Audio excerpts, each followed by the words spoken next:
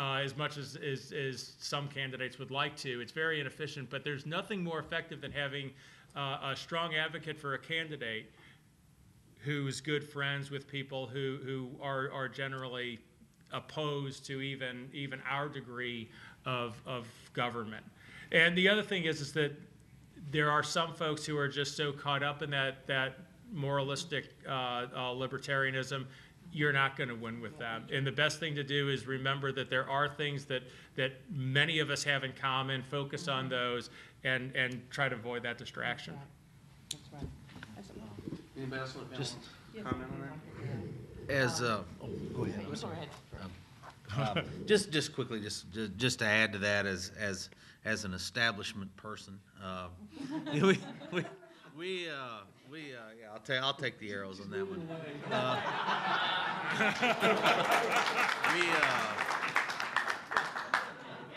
I think the issue that you bring up and that Bill alluded to is very real. And but I do believe that we did have a number, and hopefully will help us going forward and kind of help bridge some of these issues, is that we did have a number of candidates last cycle that ran at a all the way from U.S. Senate in other states, Congress in this state, and and all the way to the local level that were products of sort of the emerging Tea Party conservative movement and other patriot groups and organizations, and I think the experience of those that chose to run under the Republican banner was a positive one. I think you can look at many of those folks.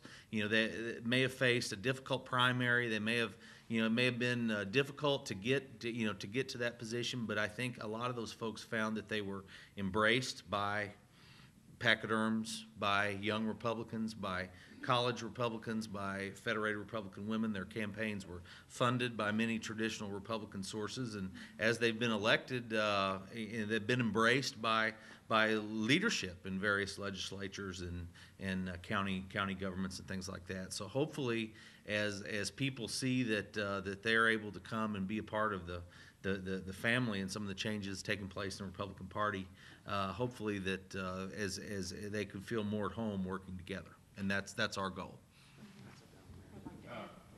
Late George Parker, founder of the Pachyderm movement, used to say about political parties, they were not created. If we could move on a little bit. Okay. We have video camera on back here. Political parties were not created under the Constitution. You don't find any mention of political parties in the Constitution. They were not created by law. They came together to fill a void as people who shared common ideas joined together, and political parties were created. So what is the purpose of a political party, he used to say? There are two purposes of a political party. One is to nominate candidates for public office. Two, take stands on public issues, thereby creating debates which will lead to the creation of public policy. That's the purpose of the political party. Now, I'm reminded when I was lieutenant governor, we used to have meetings with other lieutenant governors, including those who were from the territories. One from the American Samoa, appointed by the Department of Interior, that said when they first allowed a legislative election by the people who lived in American Samoa, all the candidates ran as, I'm a good guy, I'm a good guy, I'm a good guy, not on what they stood for. So when they were elected, nothing happened. They didn't agree on anything, nothing happened. The legislature did nothing. So the way to get things done is through the political party. You join together to outvote people who don't agree with what you agree with. So let's don't lose sight of the importance of the Republican Party and building the Republican Party, bringing all these groups that believe in what we believe together to win these elections. There we go.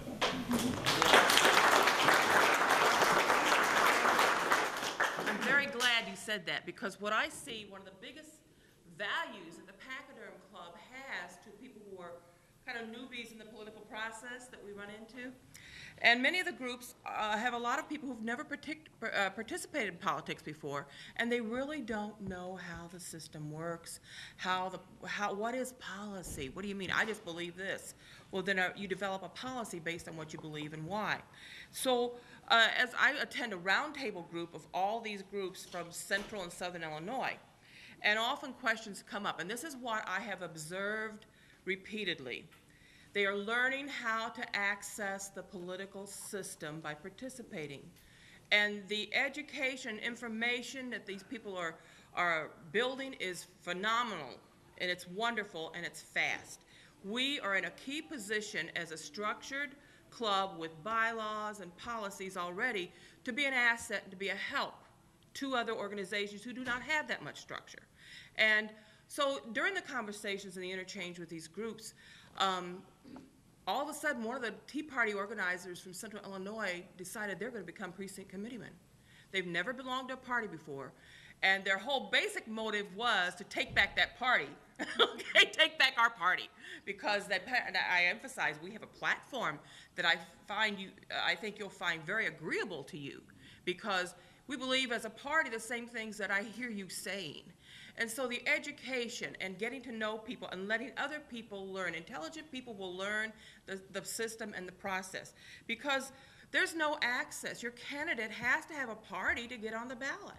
Even if they run as an independent, there is such a structure in place. In our state, if you run as an independent, you have to have 5 or 6 times the signature, maybe 10 times in some positions, as a person affiliated with a party, established party. So to run as an independent sounds theoretically really good in the beginning. But when they start circulating those petitions and see the labor and see how impossible the task is, and the machine did that to keep people out, you know, that wasn't a Republican principle. We believe in equal ballot access, you know, but that is something that happened in our state. I don't know what it is in yours, but people who are I call it green to the political process, all of a sudden they start becoming educated, and it's wonderful to see, because their access to the party teaches them so much. They know how it works. It calms everybody down to say, oh, it is a system. Oh, this is how it works, and we participate. The free government requires active citizens is not just a motto. It's a reality. It's a reality.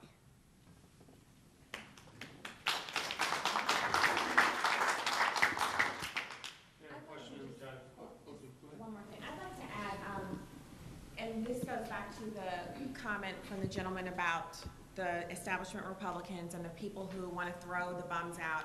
And actually, although I've been voting with Republicans, my mantra up until just recently was that if anyone asked me, I'd say I was an independent. I'm a conservative, which doesn't necessarily mean that I'm voting for the Republican. It means I'm voting for the best candidate. And on occasion, living in the city before we moved to the county, that happened to be a Democrat, because there are no Republicans running in the city and winning anything. So I'm one of those people who I honestly believe that if you're a Republican and you're sitting in office and we go through an entire legislative session and I don't see you accomplish anything, you need to go.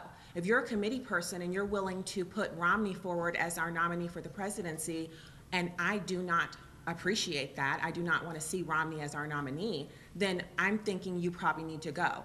I'm not saying that everyone needs to go, but when I attend a town hall meeting with 5 legislators, as I did last week, and I hear them making excuses as to why they couldn't get any buy-in from their legislators in the rural areas to get a Turner v. Clayton fix, I see people who need to go. So we need people who are willing to kind of be those rebels, and they're the undercurrent bubbling underneath the surface. They're keeping us hot. Those people, we need them. I don't think we should view them in a negative light when they're running around on Facebook stomping their foot and having pictures of themselves with rifles saying we need to throw all the bums out. We need an element of that, because complacency brings us to the place where we are today. You know, the Republican Party looks just like this panel and even more. The Republican Party looks like this. It looks like this. It looks like this room. But most people don't know that they associate themselves with conservatism, because they're just looking at what it looks like from the outside. So until we make our party, our physical face, the face that we put out there, look like the party actually looks, which is me and my husband and my 3 kids, and then, you know, hip-hop conservative and Afro-conservative, and there's Asian conservatives, and there's all these different kinds of conservatives, but what we see is what the bigger mainstream media puts out as, you know, quote unquote, the old white guys. Well, I got a problem with that too. What's wrong with old white guys? George Washington was old white guy. So those are the guys who were in charge when the country was formed, and it turned out pretty damn well. So I'm gonna say hoorah for the old white guys, but also hoorah for the young black chick, and you know, whoever else wants to be in the party, just bring it on. So I'm saying, I don't want to let the people who are kind of the little rebels running around, because I'm one of those people. I am one of those rebels who I really don't care anymore, because when I did care, I was appointed to school board a couple of years ago, and at that point, no one in my district, which is very liberal, it's almost 100% liberal, none of those people knew that I was a conservative. So they assumed I was a Democrat, and they worked so hard to help me out, and then I interviewed for the position. I got on school board, and it didn't matter to me because school board's nonpartisan. Well, sure it is. So I get on the board, okay? I'm on the board of education. Everyone, it's like this, you know, either people that know me, they're loving that I'm on the board, or other people are like, who do you think you are? I mean, how did you get on the board? Why'd they let you on the board? And I'm thinking, I don't know why they let me on, but I'm on there. So I get on there, and I spend 10 months on the board, and I'm trying to work and do things, but as an interim board member, you know, you're sitting at a round table, and nobody wants to hear from the interim board member. They want to know how many votes you can bring in, you know, show your power. So I run, and I lose. And afterwards, you know, I'm devastated. I lost, you know, I'm like, my friends are coming over and taking the kids away, and, you know, just like, it's a major big deal because I lost. And I had more votes, I had enough votes to get 2 seats on that school board than any other year. And we had high turnout because we were asking for money for a bond issue. So I theoretically shouldn't have lost, and that made it all the more difficult. So previous to me being on school board, I would put a sign in my yard.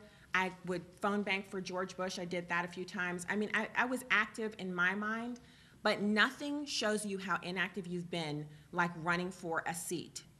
You go and you knock on a few hundred doors, and you call a few hundred more people, and you put 500 signs out. Then you know what it feels like to knock on someone's door, and they open it and they're looking at you like they're about to jump out of that door and tackle you for ringing their doorbell. Then you realize I really haven't been doing enough. So I think after losing school board, I really felt like I was feeling a mission come on me from on high that I need to be active. And I need to support my candidates, and I need to work the polls, which now I do every time there's an election. I work the polls. And now I'm back on school board, and instead of being timid like I was before, now I just say whatever it is that I think. And if you don't like it, it's just too bad, because I got 3 years, okay? I just got on in April. So I have 3 years to be here and annoy you until I can at least stop you from doing whatever it is that I don't agree with. But I'm just saying, it's those rebels, it's those people who they're yelling, throw the bums out. That's partially from frustration, and that's also because some of them need to go. Some of them are sitting there and they're just place card holders. They're definitely not Democrats, but they're not doing anything. And I think if you're gonna spend months in the legislative session and be paid with my tax dollars, you need to do something, and it needs to be what I want you to do. Or when you come up for election, I'm already behind your back. I'm looking for a primary candidate against you. I'm thinking about running myself. I'm definitely thinking you have to go. So, you know, just to defend those rebels, I had to comment.